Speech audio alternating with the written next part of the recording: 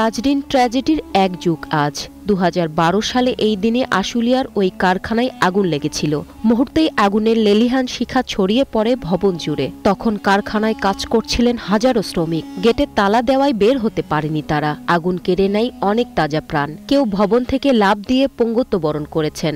আর আগুনে পুড়ে মারা যান 112 শ্রমিক, আহত হয় 2 শতাধিক।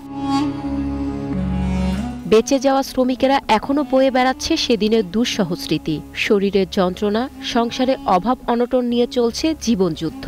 অর্থকষ্টে ভুগছেন পঙ্গুত্ব বরণকারীরা। আহত ও নিহতদের পরিবারকে এখনো ক্ষতিপূরণ না দেওয়ায় ক্ষুব্ধ তারা। আমাদের দিক কেউ তাকানোর মতো নয়। আমরা খালি কান্দেই যাইতেছি, কইয়েই যাইতেছি, আমার কিচ্ছু পাই না।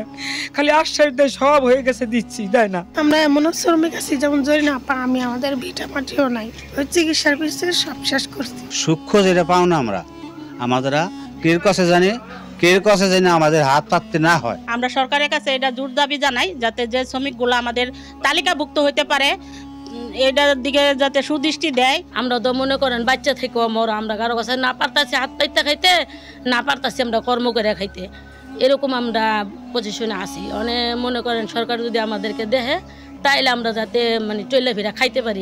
শ্রমিক সংগঠনের নেতারা জানালেন, এক যুগ পেরিয়ে গেলেও সরকার বা বিজিএম এর কাছ থেকে কোনো সহায়তা মেলেনি। পুনর্বাসন ও সুচিকিৎসা পাননি হতাহতরা। তাই সরকারের কাছে সুচিকিৎসার পাশাপাশি পুনর্বাসন ও দোষীদের শাস্তির দাবি জানান তারা।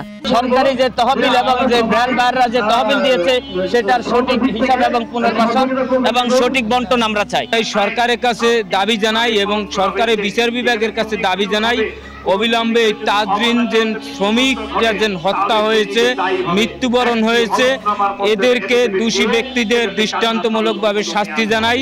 তাজরিনের মতো এমন দুঃসহ স্মৃতি আর কোনো শ্রমিককে যেন বয়ে বেড়াতে না হয়, সেজন্য অন্তর্বর্তী সরকার কঠোর ব্যবস্থা নেবে, এমনটাই প্রত্যাশা পোশাক শ্রমিকদের।